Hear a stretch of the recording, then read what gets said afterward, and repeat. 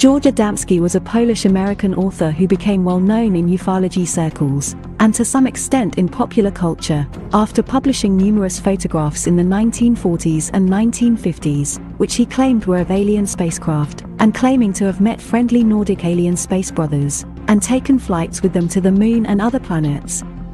Adamski was the first and most well-known of several alleged UFO contactees, who rose to prominence in the 1950s.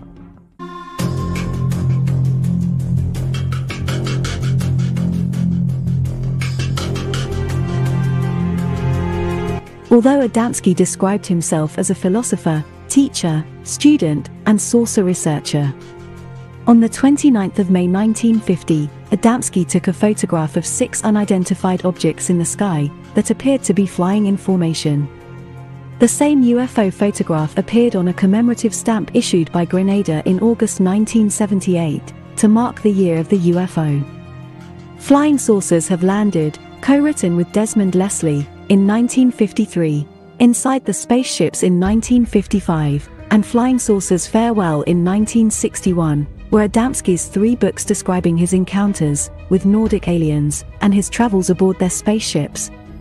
The first 2 books were both bestsellers, selling a total of 200,000 copies by 1960. Adamski's work became very popular in Japan, and inspired many depictions of aliens and UFOs in post-war Japanese culture and media, in addition to his contributions to ufology in the United States. On the 9th of October 1946, during a meteor shower, Adamski and some friends claimed to have seen a large cigar-shaped mothership while camping in Palomar Gardens. Adamski photographed what he claimed was the 1946 cigar-shaped mothership, passing in front of the Moon over Palomar Gardens in early 1947. Adamski claimed to have seen 184 UFOs pass over Palomar Gardens one evening, in the summer of 1947, following the first widely publicized UFO sightings in the United States. Adamski began giving his first UFO lectures to civic groups and other organizations in Southern California in 1949. In these lectures he made fantastic claims, such as that government and science had established the existence of UFOs 2 years earlier by radar tracking of 700-foot-long spacecraft on the far side of the Moon. Adamski also claimed in his lectures that science now knows that all the planets in the Earth's solar system are inhabited, and that photographs of Mars taken from the Mount Palomar Observatory have proven that the canals on Mars are man-made, built by an intelligence far greater than any man on Earth. According to one UFO historian, even in the early 1950s, Adamski's claims about the surface conditions and habitability of Venus, Mars, and the other planets of the solar system flew in the face of massive scientific evidence. Mainstream ufologists were almost uniformly hostile to Adamski, believing not only that his and similar contact stories were fraudulent, but that the contactees made serious UFO researchers look ridiculous.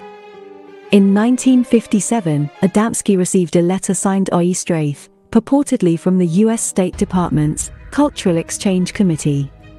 According to the letter, the U.S. government was aware that Adamski had talked to extraterrestrials in a Californian desert in 1952, and that a group of high-ranking government officials were planning to make Adamski's story public. Adamski was proud of his endorsement and proudly displayed it to support his claims. However, ufologist James W. Moseley revealed in 1985 that the letter was a hoax. Moseley explained that he and his friend Gray Barker obtained official State Department letterheads, created the persona of »I. Straith, and then wrote the letter to Adamski as a joke. The FBI investigated the case and determined that the letter was a hoax, according to Moseley, but no charges were brought against Moseley or Barker. Moseley also claimed that the FBI informed Adamski that the Straith letter was a hoax, and asked him to stop using it as evidence to support his claims, but Adamski refused, and continued to show the letter in his lectures and talks. This was not Adamski's first claim of government support for his UFO stories.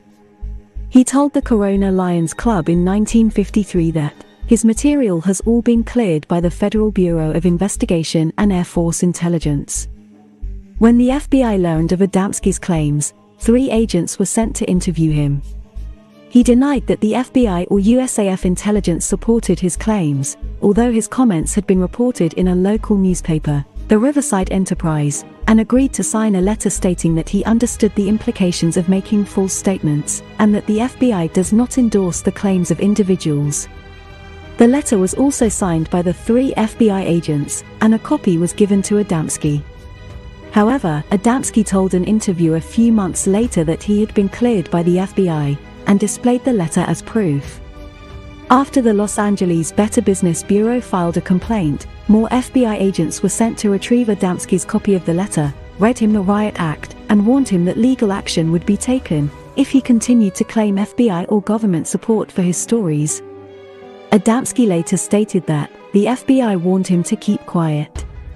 In May 1959, the head of the Dutch Unidentified Flying Objects Society informed Adamski that she had been contacted by officials at Queen Juliana's palace, who told her that the Queen would like to see you.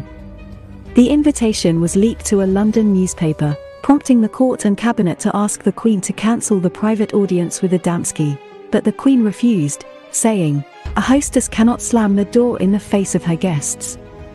Cornelis Kolff, president of the Dutch Aeronautical Association, said after the audience, "The Queen showed an extraordinary interest in the whole subject." Lieutenant General Hay Schaper, Chief of Staff of the Royal Netherlands Air Force, said, "The man is a clinical case." According to Time magazine, the Amsterdam newspaper De Volkskrant said, "Queen Juliana's weakness for the supernatural has landed her in the news again. She has invited to the palace a madman from California who counts among his friends men from Mars, Venus and other suburbs of the solar system." The meeting was covered by wire services, such as United Press International and Reuters. Reports were distributed to newspapers around the world.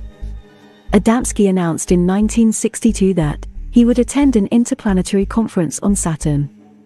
In 1963, Adamski claimed to have had a private audience with Pope John XXIII and to have received a Golden Medal of Honor from the Pope. Skeptics, however, pointed out that the medal was a common tourist souvenir made by a company in Milan, Italy, and that Adamski showed it to his friends in a cheap plastic box, the same way it was sold in tourist shops in Rome.